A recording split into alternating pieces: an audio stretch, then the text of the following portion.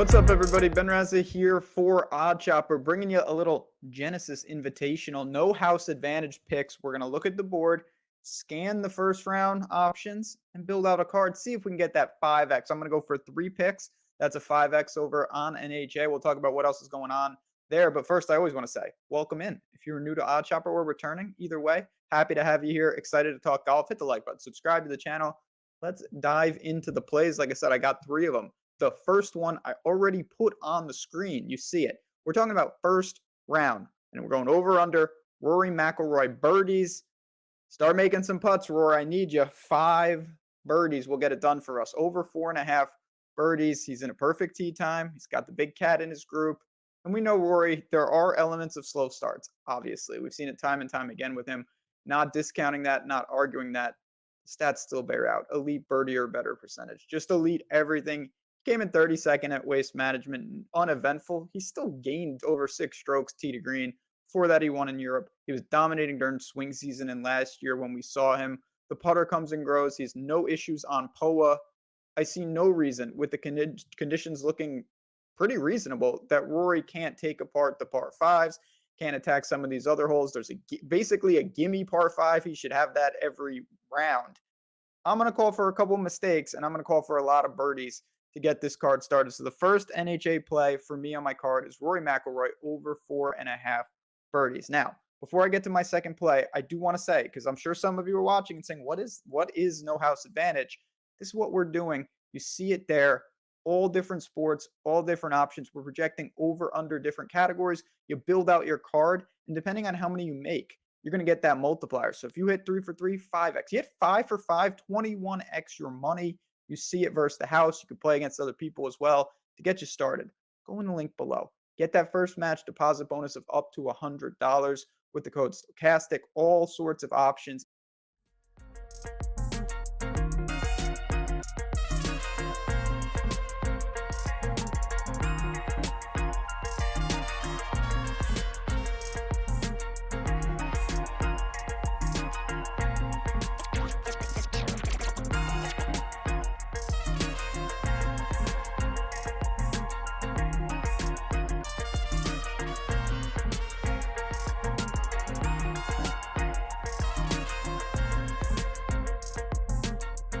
What's happening, everybody? Greg Ehrenberg here from Stokastic and afternoon show. We're going to be breaking down no house advantage, and very rarely am I doing these shows with the one Mr. Eric Lindquist. We do shows together every day, but typically at nights. We're mixing it up a little bit as you guys come in.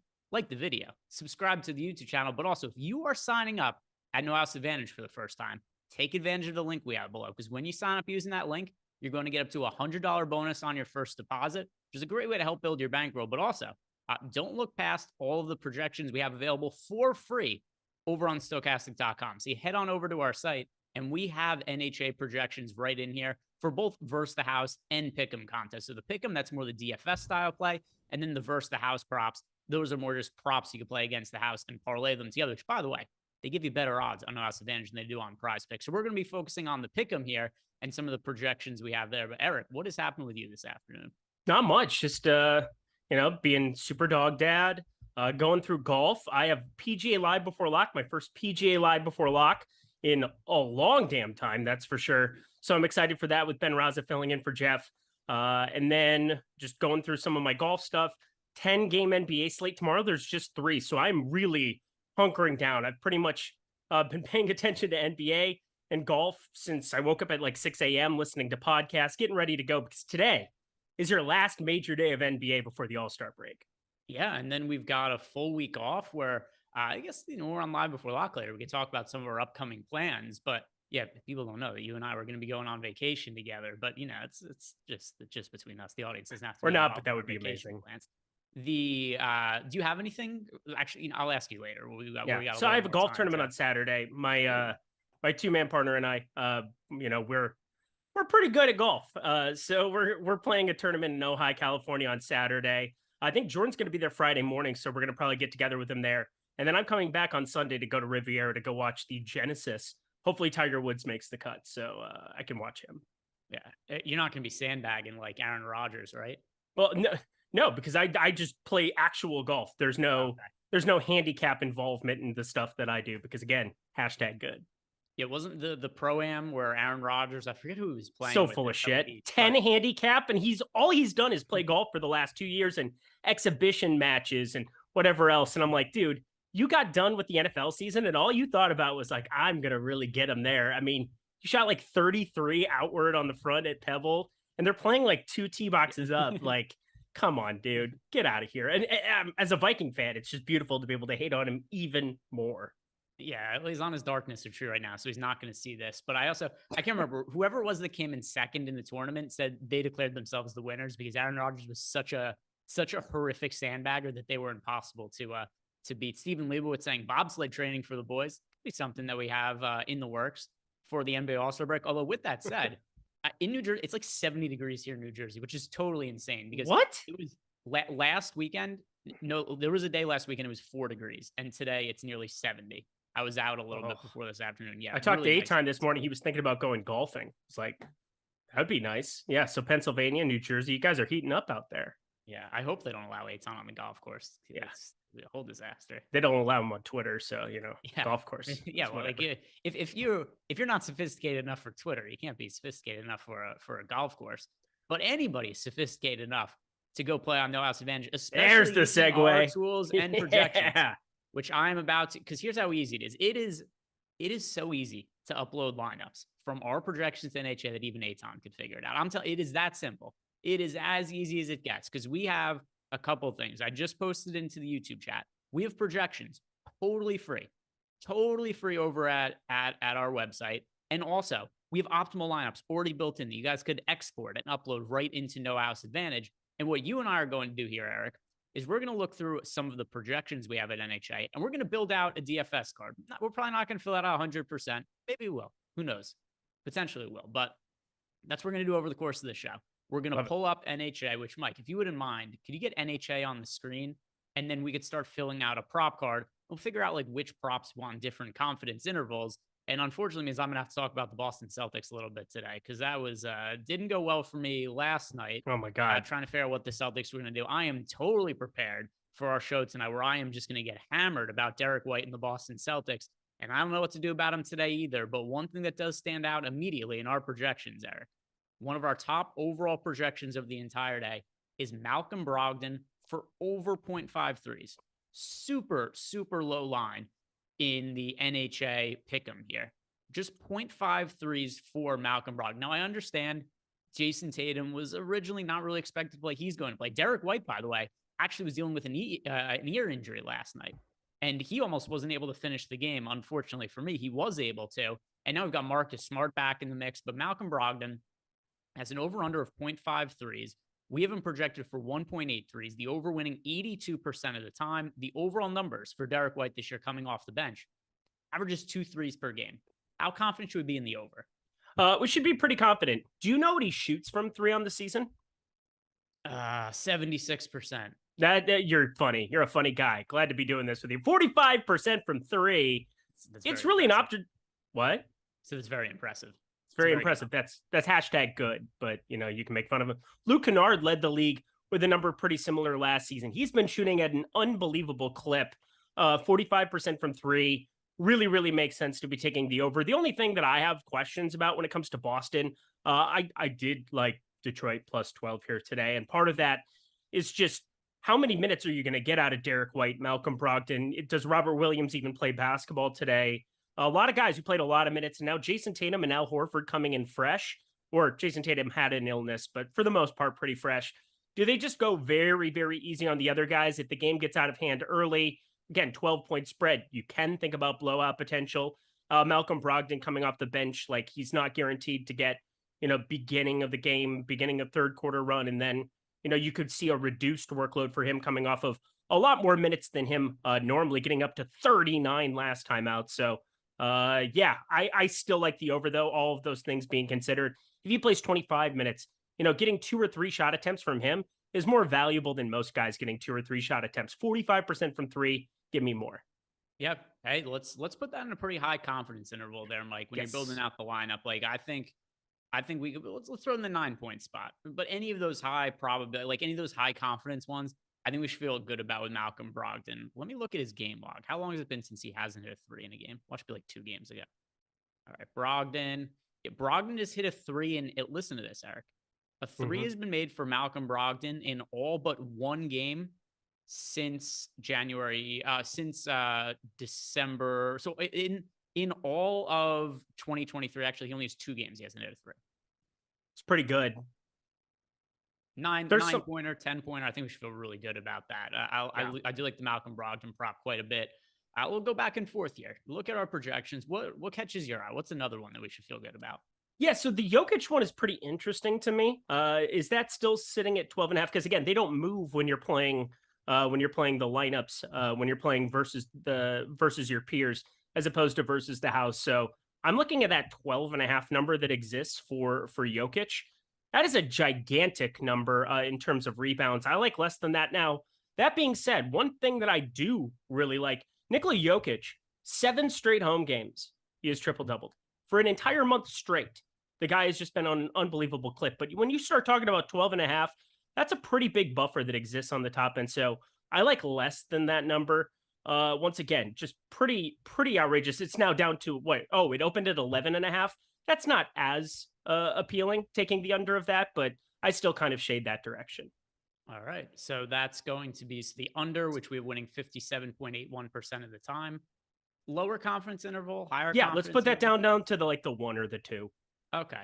I'm just trying to fill out the card for the people. Yeah. No, I like this. Give me the layups and you'll go with the more difficult ones. Oh, yeah, well, we can't just take only the layups. I mean, we could, because we've got so many. Because here's what's useful about our projections. If you look at them, we have how many props here? We have 1, 2, 3, 4, 5, 6, 7, 8, 9, 10, 11, 12, 13. We have 14 props with a 75% chance or higher expected. See, that's absurd. That's absurd. I was looking at the versus the house one, because that's now up to 12.5 there. And hell, I'm just using no house advantage to help me transfer over from the one that it opened at. And now that it's moved to 12.5, that's where I'm kind of looking more at the under on the versus the house than I am for the lineup card. Yeah, fair enough. And by the way, first the house, it's something you and I built out a prop the other day on Live Before Lock, and you're going to get good odds there. For instance, if you guys play on Prize Picks and you use the against the house that they have there, a 4-leg parlay is 10x your money on Prize Picks. It's 11x on house advantage. So they do give you slightly better odds there. Yep. But talking about some of our pick'em projections here and some of the other props that I like for the DFS contest there, there's a bunch of Collin Sexton props that look good. A whole bunch of them. The one I like the most is under 2.5 threes. We have them projected for 1.2, the under winning 86% of the time. And I like Collin Sexton, right? In general, I've played him a bunch in DFS as of late, especially post-trade deadline. Maybe we should be a little bit concerned that Lauri Markkanen is questionable, Rudy Gay is questionable. But that aside, Collin Sexton he's not Malcolm Brogdon from 3.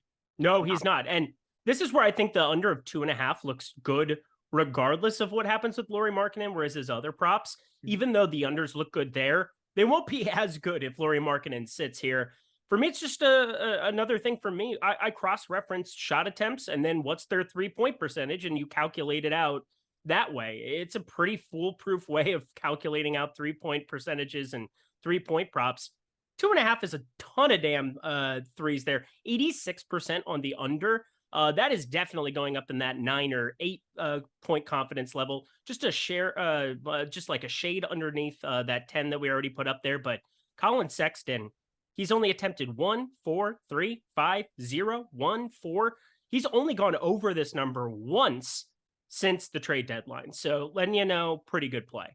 And so he's in an expanded role right now, but he's made 14 starts this year. Of those 14 starts, he's only hit 3 or more threes once, and it was actually in his first start of the season. He's not done it once since then as a starter. Wild. Another one to like the under. So another one, pretty high confidence interval. But back to you, Eric. What is our next one to fill out the prop card?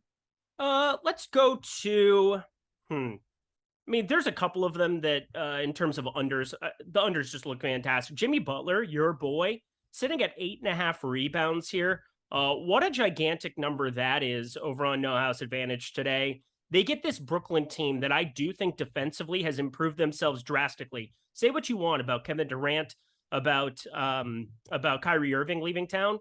What they brought in is Mikal Bridges, Cam Thomas is just neutral, whatever. But Spencer Dinwiddie, Mikal Bridges, and especially Cameron Johnson, underrated defender there. Mikal Bridges, everybody kind of knows, very improved there. Ben Simmons playing his teen minutes now, for 14, 16 minutes, they'll have a better defender on the floor there. But feel pretty good about taking some unders and just slowing that game down. Look at that total. It's all the way down to like 211. I bet it yesterday at 219. The under was just slammed. And now, I think books are seeing what we're seeing. Fewer possessions in a game looks pretty good for an under on 8.5 for one Jimmy Butler. Yeah, Jimmy Butler's averages 6 a game. I can never get away from this guy. Another thing too is because I have a prop that I bet earlier. His over under for threes is 0.5. I like the under on that because this guy isn't a shooter. But this rebound prop at NHA looks better than any Jimmy Butler prop you're going to get anywhere.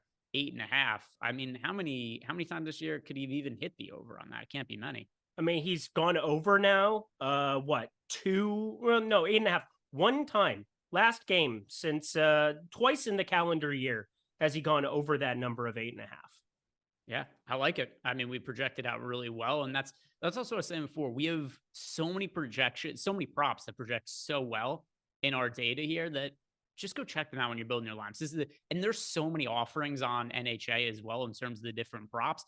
I think it makes sense to use our tools because number one, it's free, but it's also going to help you identify which ones are actually good as opposed to looking through each one individually. Because, they have hundreds and hundreds of options over at NHA, and this will help you find some of the best ones imaginable. And the other thing I'm going to mention too when we're here is that if you get a player who's questionable or somebody who's ruled out, don't just go put them in and take an under. So like right now we have CJ McCollum, the under projects really well, but he's also questionable to play. If he is out, that's not a win. So just make sure, I bring that up a lot when we're talking about NHA. Make sure that the players you're rostering are in, because even if they're out, the under is not a win. So make sure that you are doing that. Love it. Here's one that stands out to me. This is a massive number. I'm a Josh Giddey guy, right? I enjoy Josh Giddey. Him and I had somewhat similar hair for a little bit, but that's a high rebound prop that he's got. 9.5 for Josh Giddey. Like that's, how many games could he have had this year where he has 10 rebounds? So Josh Giddey has not had a game with double-digit rebounds since January 20th. And overall for the year, looks like he is about 12 games with double-digit rebounds. And it's been a month since he's last had one. That's out of 51 games. So we got a guy who's hitting the under on this prop about 75% of the time.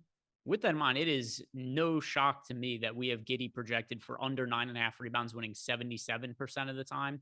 Also, the matchup tonight for OKC, we've got Josh Giddey going up against Houston. So it is a really good matchup. But even with that being taken into account for, we only got Giddey projected for 7.5 rebounds. So I'm like, this is another really high confidence interval prop. Like we could put this in the 5-6 point, somewhere around there. I like Josh Giddey and the under on his rebounds. So Eric, back to you.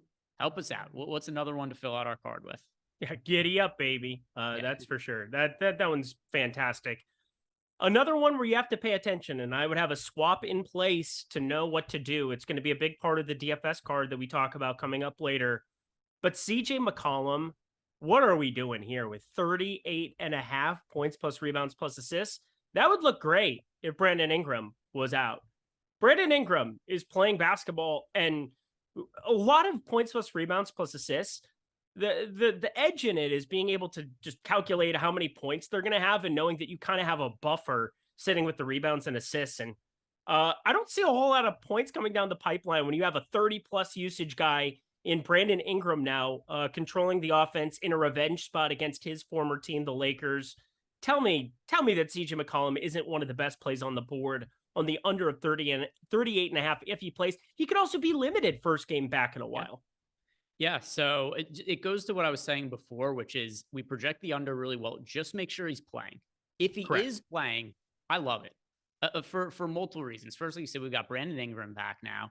And then there's also the possibility of, all right, just because he plays, and by the way, even in full minutes, we haven't projected under this.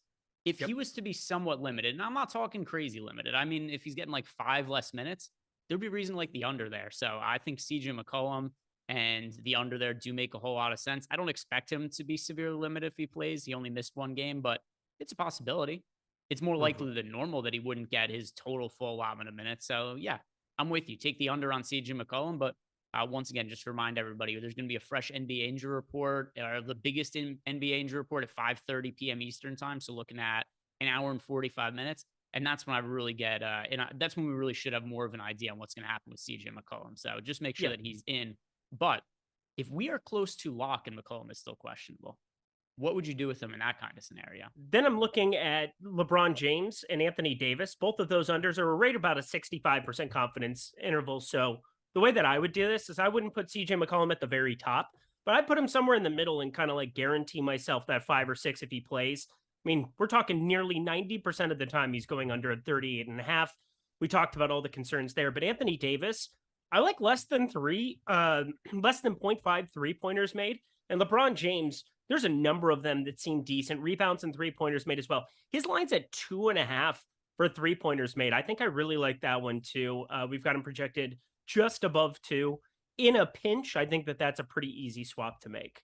Yeah, and with that in mind, that's actually why, as we talk about CJ McCollum, I'd rather have it a little bit lower on the confidence interval, just because it projects out, like we said, great projection right now on CJ McCollum. But if he doesn't end up playing, I don't want to have to swap onto something that's a lower probability at one of our higher confidence interval plays. So let's go with the CJ McCollum under, but slightly lower on the priority list for now. But we could bump it up if it was to be later in the day. And let's say an hour and a half from now, we find out McCollum's playing, then we can make that a higher confidence interval and move it up the card. But for now, let's keep it a little bit lower. Keep it a little bit lower. It's like my standards for women before my wife. Exactly. Eric was like nothing above a 3, nothing. Even if it was offered, to be like, no, thank you. Oh, you like me? Cool. Let's hang out. I don't know why. Said hi. I will follow you home. Hello. Oh, jeez. Well, no house advantage, no life advantage to anything that I'm saying. That's good. Yeah, no house advantage. And it was, in the dating world, not having a house is not an advantage, but all of the money they make on no house advantage is going to help you buy a house. And that's when you could really meet some of those 4s and 5s. Buy a house advantage. Yes, the house advantage. Donovan Mitchell. This is a really big prop for Donovan Mitchell. 42.5 points plus rebounds plus assists. My. They know that Darius Garland's playing, right?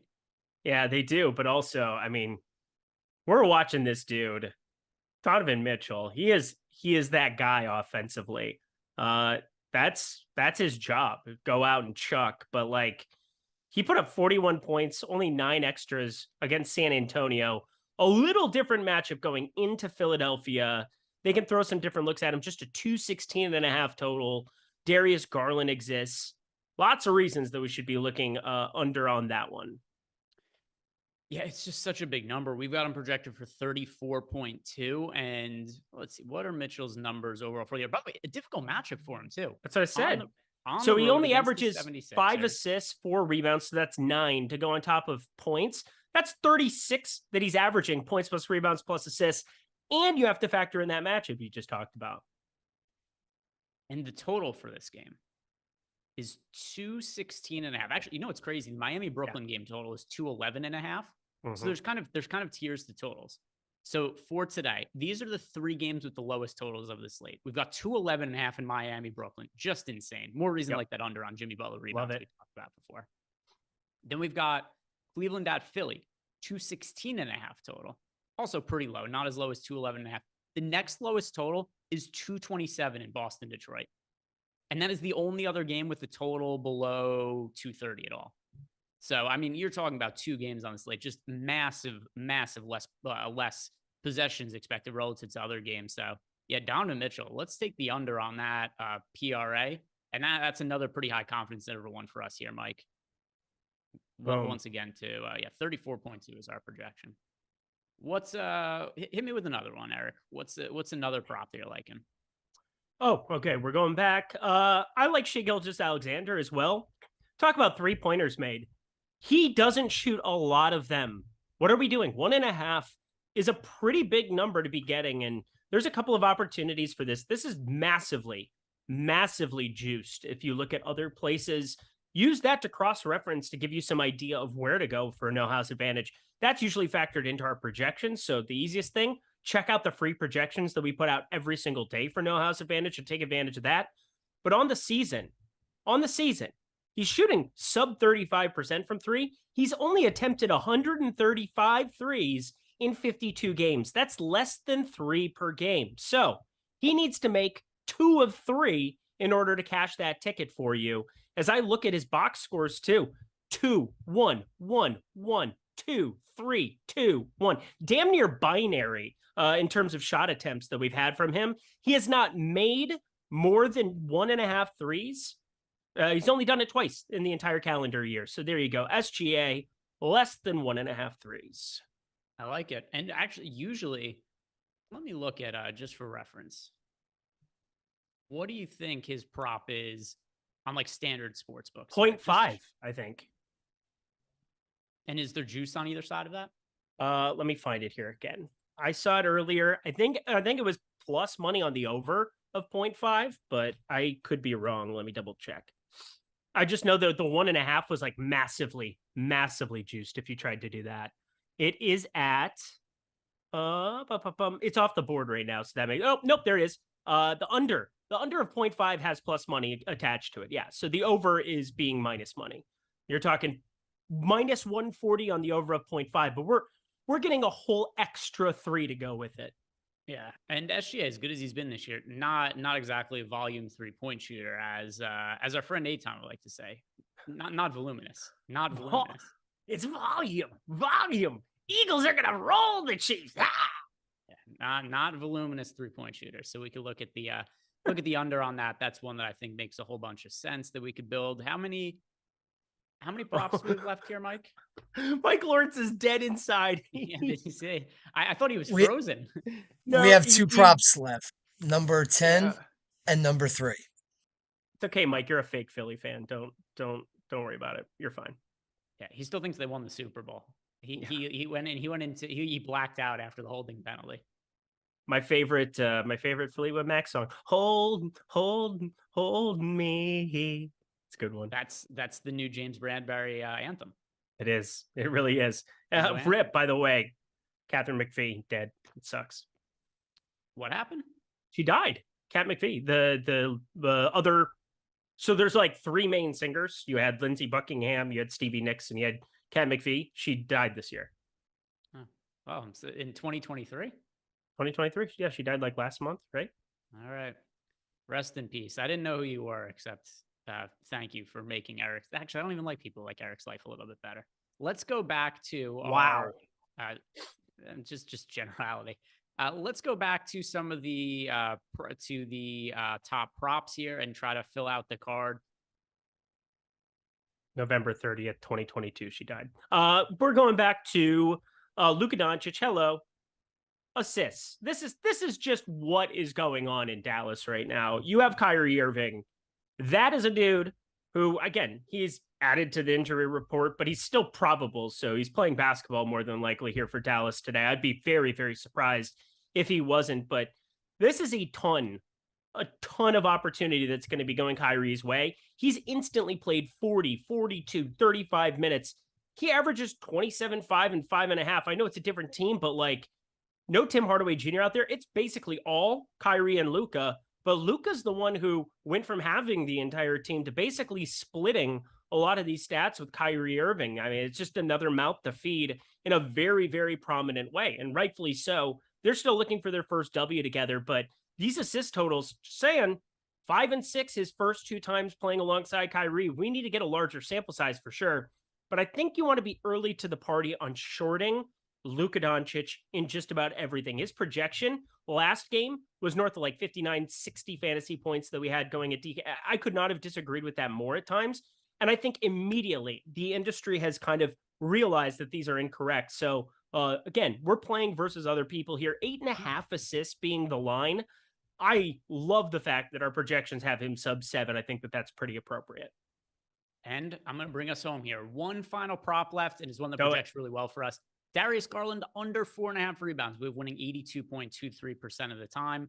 Garland has not had a game with 5 or more rebounds since January 18th against the Memphis Grizzlies. And that game, January 18th, was, let's see, what was going on in that game? I think that game went to overtime. Yeah, and not only that, but it looks like Donovan Mitchell didn't play that day. So we almost have to write that game off, like an overtime game that or just the game Donovan Mitchell didn't play. You have to find a game that was like reasonable where he had more than 5 rebounds. I mean, you have to go back a month and a half ago, 2 months ago. Darius Garland for the season averages 2.7 rebounds per game. We have him projected for 3 rebounds. How they arrived at an over-under 4.5 rebounds.